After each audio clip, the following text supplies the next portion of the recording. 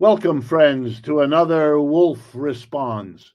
I call this one on our agenda now, stagflation. So let me start by making clear what that word means. The first letters of it, stag, refer to the word stagnant. A stagnant pool doesn't move, doesn't change. A stagnant economy is another one that not moving, not changing. It's when jobs are not available, when people are starting to get laid off, when production is being cut back. That's where we are right now in the United States, and virtually everyone thinks it's going to get worse before it gets better. We are heading into a period of a stagnant economy. But at the same time, we have inflation, rising prices. Sometimes our economy gives us a choice. We have stagnation, that's bad, but at least the prices aren't going up. Or we have inflation, that's bad, but at least jobs are available. But sometimes, when the capitalist economy we live in is particularly poorly led by business and by government, well, then we get the two bad things at the same time, stagnation and inflation, and we call that, by clamping the two words together, stagflation. And that's what we're heading into in the autumn of 2025 and the winter of 2026. And I want to talk to you about why that is and what that means and how to understand it so you're not overwhelmed by it, or at least less so because you understand. Where does the stagnation part come from? Well, the answer lies partly in the nature of capitalism as a system and partly in particular things going on now. So I'll start with the general real quickly. Capitalism is a system for 300 years now, starting in England, spreading to Europe, and then global, which has had an economic downturn on average every 4 to 7 years. The system is monumentally unstable. If you lived with a roommate as unstable as capitalism, you would have moved out long ago. Every 4 to 7 years, on average, millions of people are suddenly thrown out of their jobs. Businesses close down or cut back. Governments don't have taxes because of that, so they cut back on public programs. It's awful. Now, the last few we've had are on schedule. We had one in the spring of 2020, and we called that the dot-com crisis. And we had another one in 2008, and we called that the subprime mortgage crisis. And then we had another one in 2020, and we called it the COVID crisis. Yep, coming roughly every 4 to 7 years. That's an average. And hurting us badly, hurting some of us catastrophically. And we're heading for another one now. And you know how I know it? You know how all the financial press is talking about it? The Wall Street Journal, The Economist, the Financial Times? Because the last one happened in 2020, and we're now 5 years and a half beyond it. We're due 4 to 7 year average. May not come this month, may not even come next month. It's coming. And recent statistics, as I'll tell you in a moment, suggest it's coming fast. Unemployment right now is 4.3%.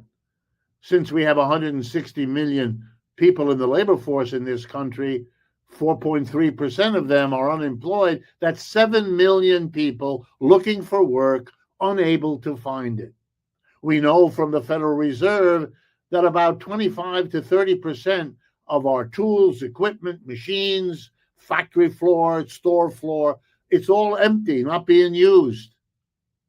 So we have 7 million people who want a job. We have all the tools, equipment, and raw materials for them to work with and on. And we sure need the output to deal with the poverty that haunts us But we have a capitalism can't put these things together. That's the deep reason why we face stagflation now. It's built in to the capitalist economy. But then there are particular reasons why it's happening now. Those have a lot to do with the policies of the Trump administration.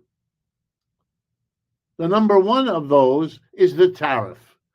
The whole world is more unified economically than it's ever been.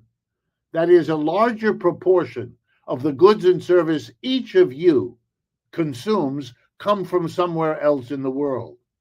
Or if they're made in the United States, they use parts that come from other parts of the world. And the same is true everywhere else in the world.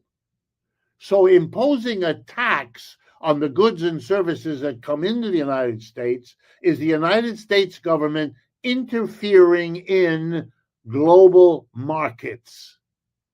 Used to be in America that the government was told, don't do that. Used to be the Republicans were the ones who said it most often. The government shouldn't interfere in the wonders of the market. Well, Mr. Trump doesn't seem to agree, and the rest of the Republicans have fallen over like dominoes to agree with Mr. Trump. He's interfering left and right, putting tariffs all over the place. And what does it mean? It means that companies abroad don't know what their market in America is, because whatever they ship here, French wine, Japanese electronics, coffee from Brazil, whatever it might be, the price to an American has to include the new tariffs, that's a tax on imports, that Mr. Trump not only imposes, but often a week later takes back, and often a week later cuts in half, and often a week later doubles. No one can plan. And so companies around the world are changing where they sell their goods. They're not going to do business in the United States. They're going to find more reliable, more stable customers everywhere else. And because the United States is not the dominant economy in the world it once was, not by a long shot, they know there are huge economies around the world that they can focus on instead. And the number one beneficiary, China. So we are having less business. And companies are not coming to the United States because they know that with the higher prices we all have to pay as the tariffs move into the cost of what we buy every day, because the market is unstable here, they're not moving here. Mr. Trump may tell you they've promised to do that, but I'm here to tell you, promise is one thing, action is another. And then if you add that remarkable choice of the ICE people to invade and arrest all the South Koreans in that battery plant in Georgia, you know the message you sent to South Korea, one of the richest economies in the world?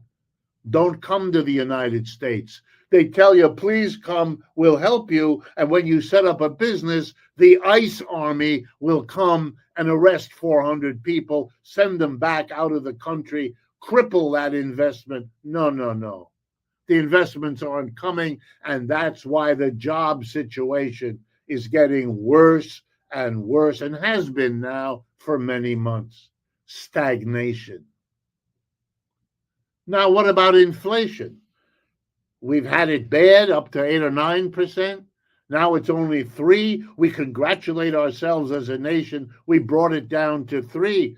But 3 is still very bad because it's coming on top of those much higher prices that never went down again.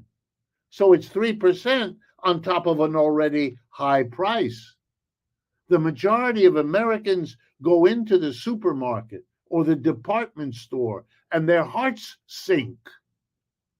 They get unhappy and depressed because they're watching a display of all the things they can't afford anymore. Bloomberg did a remarkable statistical study that was released on the 16th of September. It showed that half of all consumers' spending in this country is done by the richest 10% of the people. The other 90% of the people do the other half of the spending. In other words, half of the business in this country has the employer looking at the 10% richest people because those are buying half of what he has to sell. Of course he cares more about the rich. Of course their stores are more elegant. Of course their service is much better. We, the rest of us, the 90%, the vast majority, can't afford as the prices go up. Only the richest 10% can. And that's how this economy is working. No wonder the people at the top, the 10%, keep telling each other, the economy is great, the stock market is booming. It is for them. But for the other 90%, make no mistake, if you don't think the economy is in good shape, you're right. The people at the top are wrong. You're right because you're the majority. What you are feeling and seeing is what most people feel and see. And I'm here to tell you, as a professional economist, the condition of the bottom 90% of the American people is deteriorating, and it is deteriorating consistently and quickly. It's not an economy that works for everybody, not even close. And now the final important point for you to understand. Who is responsible for the stagnation? Who is responsible for the inflation? And therefore, who's responsible for the stagflation we are now entering into? Well, it's the same group. It's called the employer class of this capitalism. It's the employers who decide whether or not to create jobs. They want us to love them when they do. Okay. But then let's be clear. If you want the credit when you create jobs, you get the blame when you don't. And you're not doing it now. You haven't been for months. So the blame has to go to the people who decide whether or not to hire more or less or make no change at all. Just like it's the employer who decides abroad or here, move a factory from there to here, from here to there. That's employers who decide all of that. So the question of jobs, and therefore the question of stagnation, is a question that is decided by the employer class. And according to the United States Census, employers are 3% of our people. The other 97% are not employers. And that matters because it's the employers who make the decisions. Move the factory, don't move the factory, hire more workers, don't hire more workers. Let me turn then to inflation. Who determines the price of a box of cereal or a rubber tire or a software program? Is it the employees of the companies that make these things? No. It's the employers, those 3% again. They set the prices. We pay them, but we don't decide them. The employer decides them, and the employer picks the price that's the most profitable to them. If fewer of us can buy it, they won't care if the few that can still afford it can pay higher prices. So they raise the price when it's profitable. Notice, the employer class, a tiny minority of our society, determines whether we have stagnation, determines the prices we confront, and actually gets us at both ends. The employer decides whether I have a job and what income I get from it. And the employers decide what I have to pay when I spend the money I earn on the goods I need to live. They get us coming and they get us going. Capitalism, the name tells it all. It's a system run by and for the capitalists. And that's just another word for the employer. So if you're not an employer, you're not in the club that runs the show.